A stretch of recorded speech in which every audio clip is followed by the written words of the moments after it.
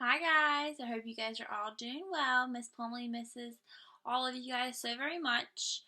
Today we are going to be reading only one chapter, which is chapter 21, because it's kind of a long one, and after this we only have two more chapters left. Okay, so remember in chapter 20 that Tris was starting to read the pages about bankruptcy and the book Starting Your Own Business for Dummies. And so we're going to go ahead and start into chapter 21. My parents had all kinds of rules when we lived in the city. Never take a shortcut through a parking lot, never take the subway by yourself, and if someone tries to take your stuff, just let them have it. But since I'd gotten to Petersville, my parents had given me just one rule: no biking after dark. At first, I didn't get it. What did I need the rule for? What exactly would I want to be riding around in the dark? Then the clocks changed and it started getting darker at 4 in the afternoon, and the rule didn't seem so dumb anymore. Since I didn't have school or really anywhere I had to be, I stopped paying much attention to what time it was. I'd even stopped wearing my watch. The afternoons Josh and I spent on the pond, it didn't matter how late it got since he always stayed for dinner, and his mom just picked him up afterwards. The problem was when he and I were hanging out at the library. We'd be sitting there making donut stop plans, and all of a sudden I noticed that the bookshelves opposite the front windows were lit up all orange. Then I'd jump up, yell goodbye, and race home. Even though the sun was usually behind the mountains by the time I got there, the sky just above them was still light, or at least lightish, which I thought was good enough. If my parents disagreed, they would never say so. The thing is, there are no windows in the little office behind the circulation desk, and that's where Josh and I met Winnie 2 days before the Doughnut Stop's grand opening. We told her we had to meet that afternoon to work out some stuff for the opening. The real reason for the meeting, we were finally going to tell her I'd mess with her recipe. That's not how I saw it, but I was pretty sure that that's how she would. "Oh, good snacks," Winnie said when she came through the door. "I think better on a full stomach." I'd made I'd made a batch of donuts using the new recipe, arranged some on a paper plate in the center of a table. What do you guys think? Do you think Winnie will be upset about how Tristan ended up kind of putting some extra ingredients in Winnie's recipe? I don't know, but I guess we'll have to find out. "You roll 'em right after you take 'em out of the oil, right?" "Uh-huh," I said, "because it looks like you are baking a little stingy with the sugar on these. Slick, don't do that this weekend." "I won't. Don't forget." "He won't," Josh said. "Maybe we should write it down to make sure." Okay." I looked around for something to write with on, and I got it, Josh said, writing in his donut slot binder. "Why don't you just tell Winnie about your news?"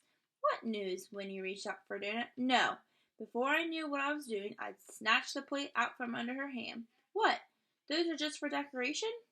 "I need to tell you something first. I can eat while you talk. They call it multitasking. Actually," Josh pushed the plate back across the table, "maybe she should taste the donut first." I shot Josh a look. "What's wrong with you boys?" Winnie picked up a donut and took a big bite. Uh-oh. I squeezed the edge of the table and held my breath. Good, huh?" Josh said. "Course they're good. They don't taste a little different," I said. "From the other donuts? Yeah, a lot better," she laughed. "No, I mean from before." She took another bite and chewed slowly. "I haven't made my donuts for more than a year. Slick, but these are them." The pressure was killing me. I just had to say it and get it over with. "I changed the recipe." "What are you talking about? You don't think I know my own donuts? They're still your donuts." "I didn't change much. I just added a little bit of mashed potato and instant coffee." Winnie looked at her donut. "You expect me to believe there's mashed potato and coffee in here?" "There is. I'm serious." "Okay, Slick, whatever you say. Maybe some chili peppers in here, too?" She took another big bite. "He's not kidding," Josh said. "You know how I know you couldn't have changed my recipe?" "How?" "Because anything different would be worse, and these are just too good," she said as she helped herself to another one. And just like that, what was right and what was wrong got all mixed up. It hadn't felt right not to tell Winnie what I'd done, but now that I had, it didn't feel right to make her believe it. I just knew she'd think I'd changed the recipe because I didn't think It was good enough, and that wasn't true. Not even close. I gave Josh a now what look. I just remembered something, Josh said. My mom wanted us to move some books. We'll be back in a sec. Come on, Tris. Take your time. I've got my donuts for company. I followed Josh out of the room and into the computer nook. We have to let it go, he whispered. I know, that's what I'm thinking. Does that make us liars? No, we tried to tell her, he said. I'm just worried if we make her believe it, she'll think we thought there was something wrong with her donuts. I know, but there wasn't. Maybe I should just go back to using her recipe like it was. Why? She loves these donuts. We love these donuts. Plus, she thinks that they are the exact same ones she was making anyway. What's she going to think of if you go back to the other recipe? She'll realize we were telling the truth, and then these are different. And then probably think I did not like the donuts the way she made them. Right, she'll feel bad, I said. Really bad. Okay, so we will let it go. But not because we are too chicken to tell her the truth. Right, Josh said. We told her. We just don't want to make her feel bad by making her believe it.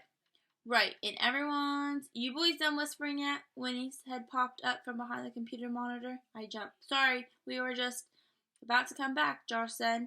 Don't bother, I ate all the donuts. I'm going home to get some Pepto, she said.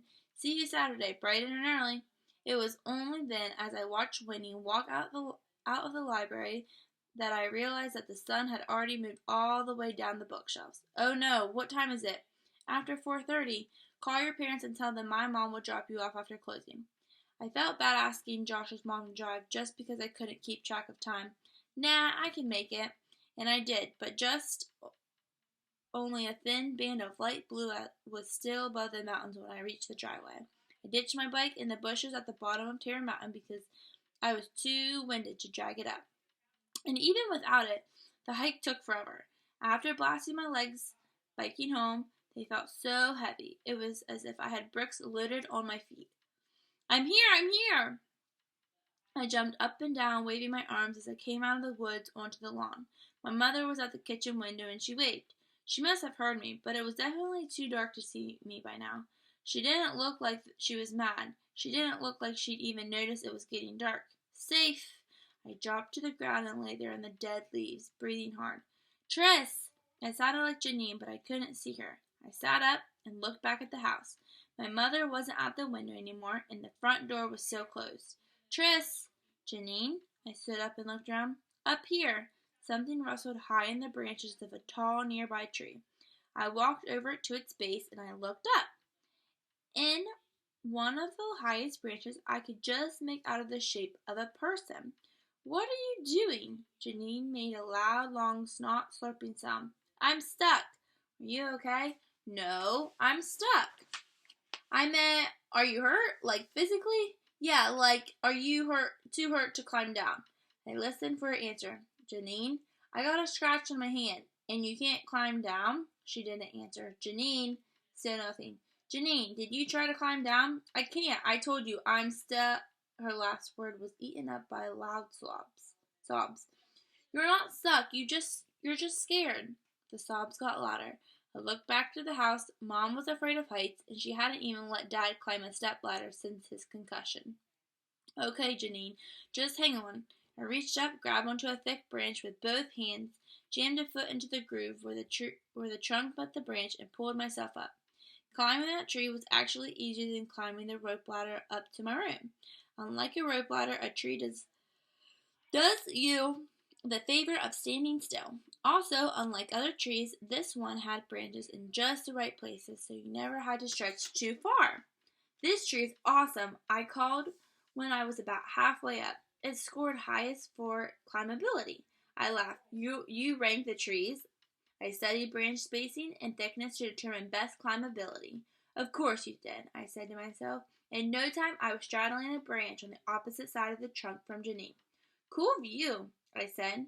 Sky was all around us. It was darker now, and a few stars had already popped out. Oh, yeah? I peered around the trunk and squinted at her. Are your eyes closed? Uh-huh. I think I know how to get you unstuck. I'm not opening my eyes, Janine. I laughed. This isn't funny. Can you please just help me? I'm trying, but you have to open your eyes. If I open my eyes, you're going to make me climb down. That is the goal, isn't it? What if I can't? Then we'll get a crane. I mean it, she squeezed a trunk tighter. She squeezed the trunk tighter. I thought for a minute climbing down was the big goal, but maybe I could start her on a small one. Don't think about going down yet. Just open your eyes and see how cool it is up here. Just open my eyes. That's it. That's it. Just open your eyes and tell me what the really bright star right over our heads is. She was quiet for a bit. It's not one star, it's 4. Really? Yeah, it's Capella. 2 giant yellow stars and 2 red dwarfs. It's super bright. Yeah, it's pretty, she said, like she didn't like admitting it. You know, I hate it out here, but I love how you can see the stars. That's one thing you can't do at home. Home was still somewhere else for Janine. For a while we sat there, not talking, looking up the sky. I kept covering one eye and trying to see the 4 different stars in the one bright light, but it was impossible. Hey, can I ask you a question? I said. I'm not climbing down. I know, relax. I just want to know why you climbed up in the first place. I don't know. Come on, yes you do. You plan everything. You even rank the tree for climbability. It's dumb. It's too dumb. I do dumb stuff all the time, but I don't. I hate to break it to you, but yeah, you do. It's just a different kind of dumb stuff. She took a deep breath and blew it out hard. Fine. Mom got a call from Wayden Elementary. You know, just about the stuff for when we start school, and it got me thinking about the kids here and how they're going to think I am. You know, weird. Uh-huh. Thanks. Sorry, I just meant uh-huh. I'm listening. Keep going. Not uh-huh, you're weird. Anyway, I was looking out the window and I just started thinking about how I never climbed a tree. And how probably if you grew up around here, you'd have to. You just would have to, right? Like, how could you grow up here and not? So I thought, I'm going to do it just so I can be someone who's climbed a tree. So at least there'll be one thing about me that's not different. How many of you guys have climbed a tree or multiple trees? Miss Plumley has. Okay. Anyway, it turned out to be super, super dumb. But just think about all the money you'll be selling your climbability formula to other kids. That's not funny, she said, though I thought I heard her smiling against her will. Hey, you know, Josh and I were talking today about how if the donut stock goes very well, we may want to branch out to other flavors of cream. Starting your own business for dummies says customers get bored if you don't offer new product lines. Anyway, so I was thinking, it was good you made Harley say it was okay for us to sell other things than just chocolate cream donuts. See? Yeah, well thanks. You're welcome. Neither of us said anything for a while after that, and I began wondering if my parents were looking for us. Unlike when we used to live in an apartment, there were lots of places we could be in the house, and it could take a pretty long time before they thought it was strange that they hadn't seen us. Finally, Janine peeked around the trunk and said, I'm cold. I want to go home. You know the only way home is down, right? I know. Can you, hold on to me somehow? Carry you? I don't think so. No, just hold on to me, so I know you're there. It took me a while to come up with a system that worked, but eventually we were making our way down the tree. First, I'd lower myself to the next branch, then I'd reach up and guide Janine's ankle to the branch I was holding on to. Since it was almost completely dark now, we had to feel our way from branch to branch. When my feet finally reached the ground, I held Janine's hand and she jumped down. Then she did something that is not all Janine. She hugged me. And not a quick hug, a long one, a tight, like she'd hugged the tree. Okay, let's go. I gotta get back, she said, suddenly taking off for the house. What's the hurry? I called after her. I just wasted 2 hours up in that tree. The saw found in 5 days. When she reached the porch, she turned around. Hey, what do you think of butterscotch? For what? Your next donut flavor. It's just an idea. I love butterscotch. I know, she said. Why do you think I thought of it? It's genius, I said, and I meant it. Alright, that's the end of chapter 1. So, I will read chapters 22 and 23 tomorrow, and that will actually be the end of the book. Miss Plumley might be able to get some books a couple books, and we can have another vote on what if you guys want if you guys want Miss Fleming to do another read aloud, I can. But we can talk about more about that the next video. And I will see you guys all tomorrow.